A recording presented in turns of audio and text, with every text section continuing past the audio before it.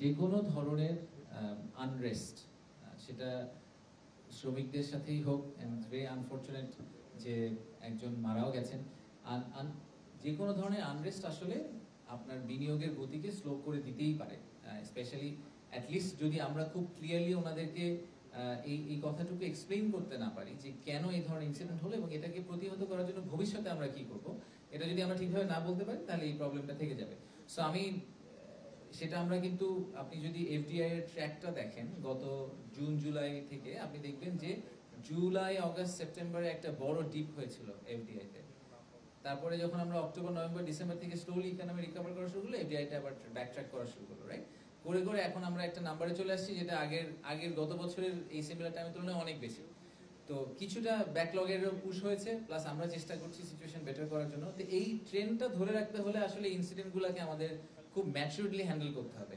এখন ওখানে স্পেসিফিক্যালি কার কারণে কিভাবে হয়েছে আমি অত ডিটেইলে জানি না, বাট এটা খুবই দুঃখজনক যে এরকম ইনসিডেন্ট ডেফিনেটলি আমাদের তো আসলে আপনারা দেখবেন যে ওই লেবার রাইট নিয়েও আমাদের কিন্তু অনেক ধরনের চ্যালেঞ্জের মুখোমুখি হতে হয়। বিদেশি বিনিয়োগকারীরা অনেক সময় এসেই বলেন যে আমরা এখন চেষ্টা করছি আইএলওর সাথে, আইএলও কনভেনশনে আমাদের একটা ফুটিং ফিরে পাওয়ার জন্য, যে আমরা আসলে লেবারদেরকে এক্স্যাক্টলি কি রাইট দিব, এবং লেবার, সরকার এবং বিজনেস ওনার, এই যে ট্রায়াঙ্গুলার রিলেশনশিপ, এই রিলেশনশিপটাকে আরো কিভাবে বেটার করা যায় এটা নিয়ে কাজ করার অনেক জায়গা আছে।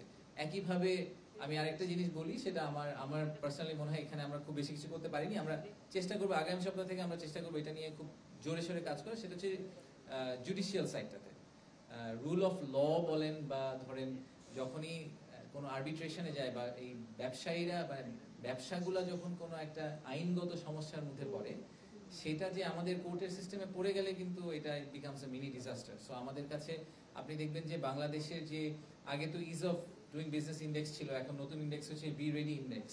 সেখানেও দেখবেন যে বাংলাদেশ সবচেয়ে লো স্কোর করেছে যেগুলোর মধ্যে, তার মধ্যে একটা হচ্ছে আমাদের রুল অফ ল এবং জুডিশিয়াল সিস্টেম, যে আসলে আইনগত প্রসেসের ভিতর দিয়ে যেতে হলে আমরা বিভিন্ন চ্যালেঞ্জ ফেস করি। তো আমরা এটা নিয়ে ইনফ্যাক্ট আমরা আগামী সপ্তাহ থেকে প্রধান বিচারপতি এবং তাদের একটা টিমের সাথে একসাথে কাজ করার চেষ্টা করবো, যে আমরা কিছু স্পেসিফিক অ্যাকশন নিতে পারি কিনা, যেখানে আরবিট্রেশনের মাধ্যমে বা যে কোনোভাবেই এই ব্যবসা বান্ধব আরেকটা লিগাল সিস্টেমকে আমরা দাঁড় করাতে পারি।